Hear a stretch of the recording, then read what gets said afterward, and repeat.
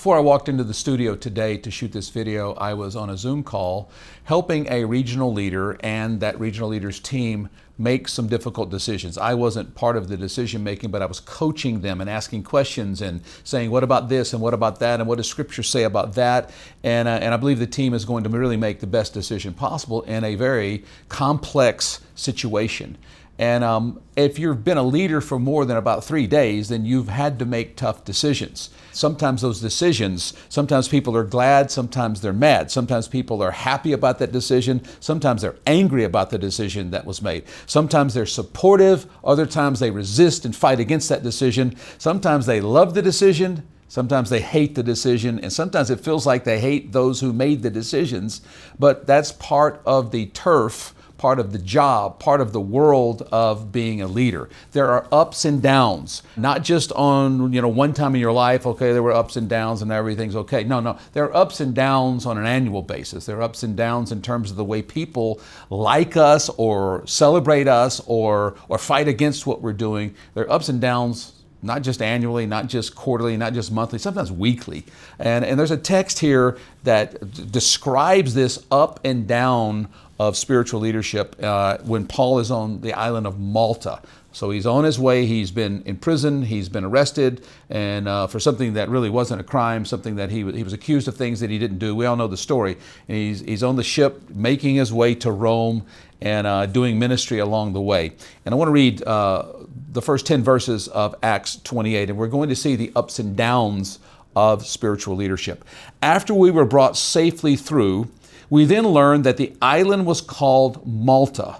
The native people showed us unusual kindness, for they kindled a fire and welcomed us all because it had begun to rain and was cold. When Paul had gathered a bundle of sticks and put them in the fire, a viper came out because of the heat and fastened to his hand.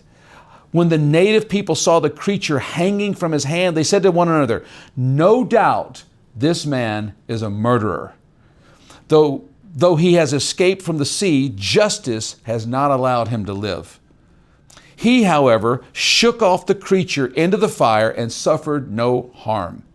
They were waiting for him to swell or suddenly fall down dead, but when they had waited a long time, they saw no misfortune come to him.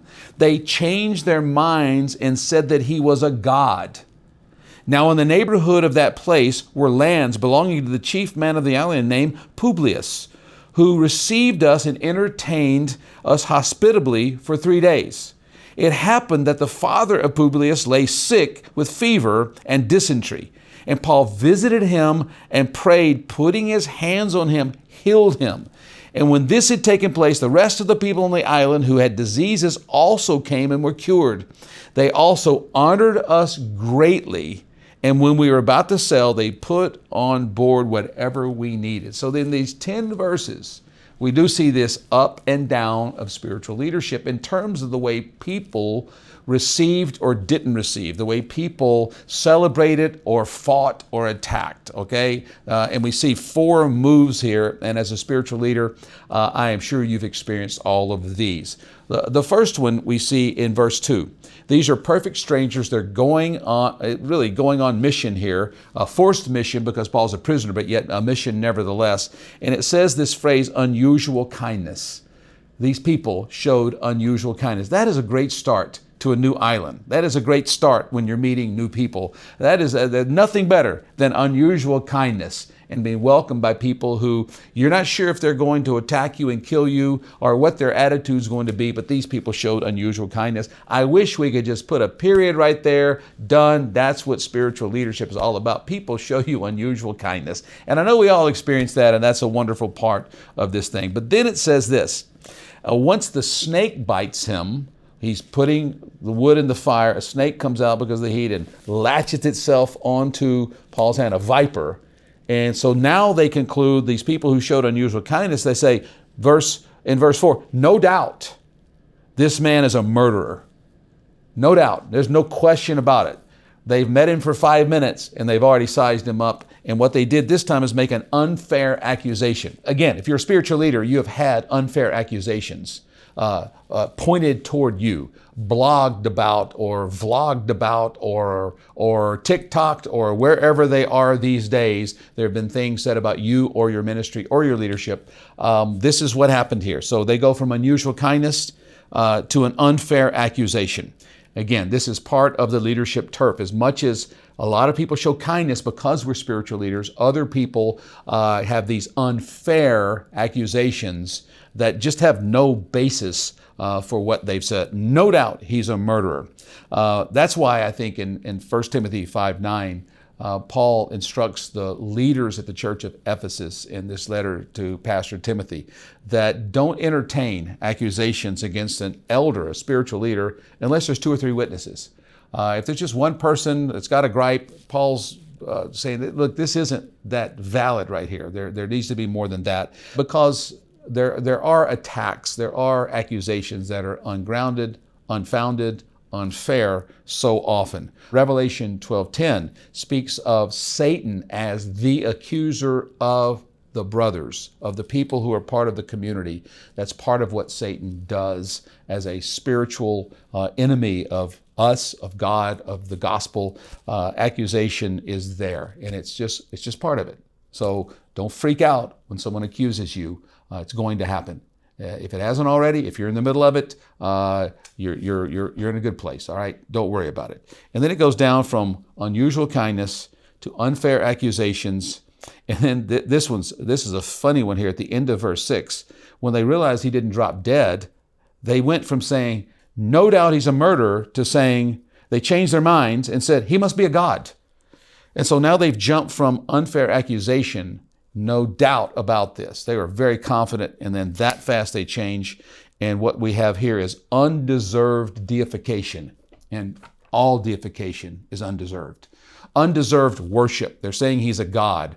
And again, it is so common for spiritual leaders to be put on a pedestal as a god. I know we don't say they're gods, but this whole celebrity pastor, celebrity worship leader, celebrity preacher, all of this stuff where people are treated at some level like they're divine. It's going to happen at some level. If it's a huge following, there's a lot of people. If it's a small following, the same thing happens. And we have to fight against that. We have to resist being treated as anything other than a fallen, fallible, but forgiven servant of God, because that's what we are. So these people went from he's a murderer to he's a god. And then we go down here, and finally at the end in verse 10, when people start getting healed, the calling him a god thing didn't work so well. They resisted that. They didn't embrace it. They didn't accept it. And so then what happens is, verse 10, it says, they honored us greatly. You know, that's really okay to be honored, and we should honor people who serve. And honor is good. We have such a dishonor culture in so many places around the world that honoring people and positions and service and good works is a good thing. And so while we want to receive unusual kindness, we don't demand it, but we receive it. That's great. But we reject unfair accusations. We don't let that stick to us. And then the undeserved deification and the undeserved worship, we always push back against that. We cannot allow that happen. It happened to us as spiritual leaders. We cannot normalize being treated like gods. But then unexpected honor that was given after all of that. I think we receive that and honor the Lord the best we can. But these are things that happen. So listen, as a spiritual leader, there will be ups and downs. Paul was doing the right thing in each of these situations, and it was the same group. The crowds are fickle. But what my encouragement for you is, in what we see Paul doing, and then when he finally arrives at Rome, we see Paul keeping his eyes on Jesus. We see Paul staying on mission. Even when he was a prisoner, he really functioned as a pastor. Even though he was a prisoner, he was pastoring all of these people on the ship, including the centurions who were his guards and the ones who are holding him captive. We see that he's hearing from God. He's praying for them. He's speaking the word to them, and they're actually listening to him. And it's an amazing story, because even though the ups and downs of what people thought about him kept changing, yet he kept his eye on the Lord and he stayed on mission. So listen, no matter if people are being unusually kind to you or if they're throwing unfair accusations, if you're in one, the other is going to happen, no matter where you are on this. Keep your eyes on Jesus and stay on mission, no matter what's happening around you.